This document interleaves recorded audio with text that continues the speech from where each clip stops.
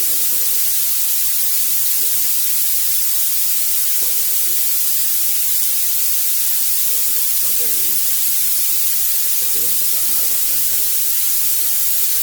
akan saya sampaikan adalah berupa garis-garis besar atau pokok-pokok perkuliahan kita selama satu semester. Kita hanya sederhana saja proses perkuliahan kita ini, karena kita atau saya berusaha agar perkuliahan kita ini tidak terlalu teoritis, tetapi lebih penting lagi adalah pada aspek-aspek praktisnya.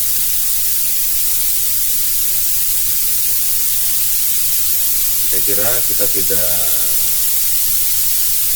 terlalu panjang untuk perkenalan, karena saya kira Anda sudah mengetahui nama saya. Juga saya lihat ada beberapa nama sudah bertemu saya di mata kuliah sebelumnya.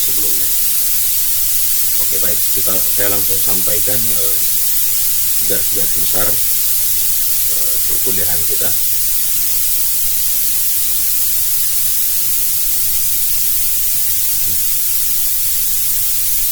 Jadi Anda dapat lihat garis-garis besar program perkuliahan kita itu sama juga yang saya sampaikan di kelas A, kelas B, dan di kelas ini, kelas C.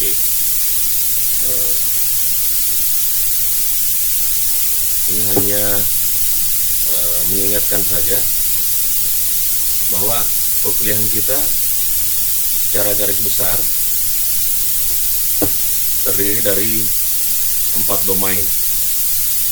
Yang pertama ada sesi tatap muka yang saya rencanakan besarannya itu adalah 10%. Kenapa demikian? Karena kita masih berharap agar situasi ini ada perbaikan. Maksudnya COVID-19 ini semakin membaik sehingga nanti kita dapat melakukan perkuliahan secara offline. Walaupun memang peluang itu saya kira sampai sekarang kita belum dapatkan indikator yang terukur untuk melakukan itu. Yang kedua,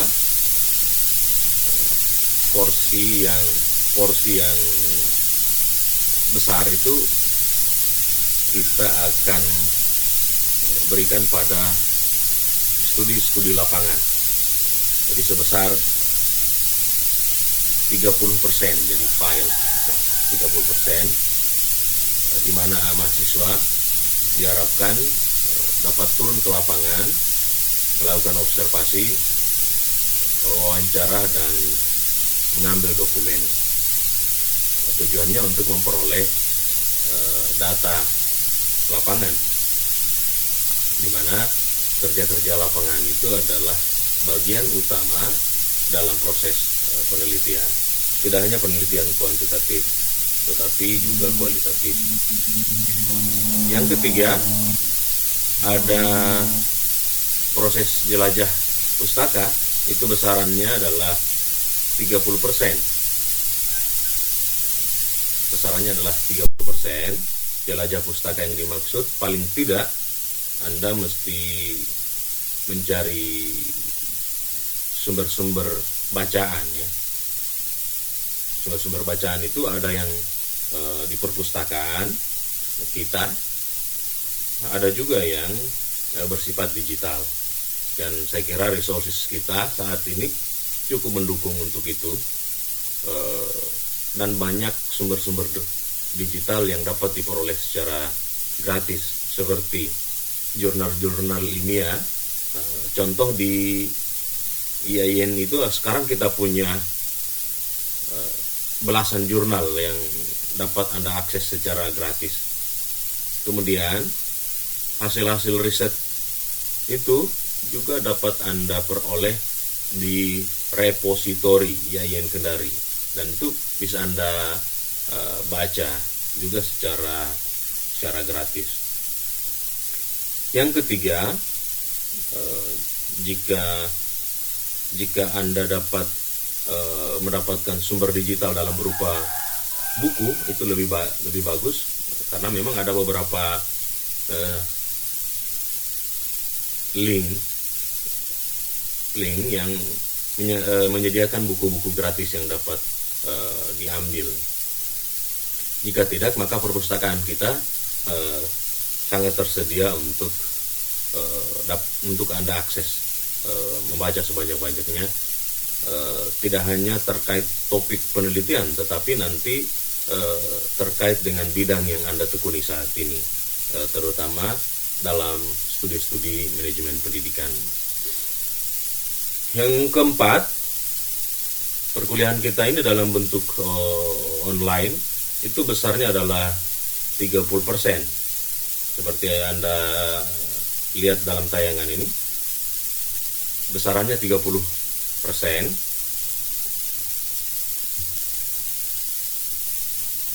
Karena media online inilah yang akan banyak fasilitasi kita dalam proses perkuliahan. Di layar Anda dapat lihat bahwa perangkat yang tersedia, yang seperti sekarang ini yang kita jalani, adalah melalui Zoom meeting. Yang pertama, perkuliahan kita akan banyak dilalui dengan perangkat ini.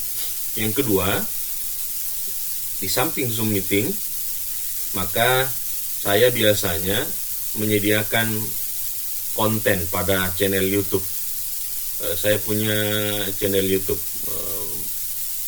bisa dikunjungi nanti. Di situ saya menyediakan konten-konten terkait perkuliahan. Jika ada masalah dalam perkuliahan, pertanyaan-pertanyaan selama perkuliahan kita, itu biasanya saya jawab melalui konten YouTube. Selain menjawab pertanyaan-pertanyaan atau masalah-masalah perkuliahan di channel YouTube juga, itu saya biasanya melakukan review terhadap tugas-tugas yang saya berikan untuk memastikan kesesuaian tugas yang Anda kerjakan dengan pedoman penugasan. Yang ketiga, kita juga dapat menggunakan WA atau WhatsApp, dalam hal ini WA Group ya, WA Group untuk memaksimalkan komunikasi kita dalam perkuliahan ini. Jadi WA Group kelas itu fungsinya untuk berkomunikasi secara intens tentang persoalan-persoalan perkuliahan. Jadi di dalamnya itu adalah diskusi-diskusi akademik. Semua persoalan-persoalan kelas terkait perkuliahan itu disampaikan di situ. Nah, ini tergantung warga di grup itu mau menjadikan grup itu untuk kepentingan pembelajaran atau tidak. Begitu. Jadi itu dikembalikan kepada warga grup untuk memaksimalkan fungsi grup itu. Biasanya di samping itu saya juga melatih mahasiswa untuk memiliki blog sendiri. Semoga teman-teman sudah tidak ada lagi yang gagap soal blog ini. Selalu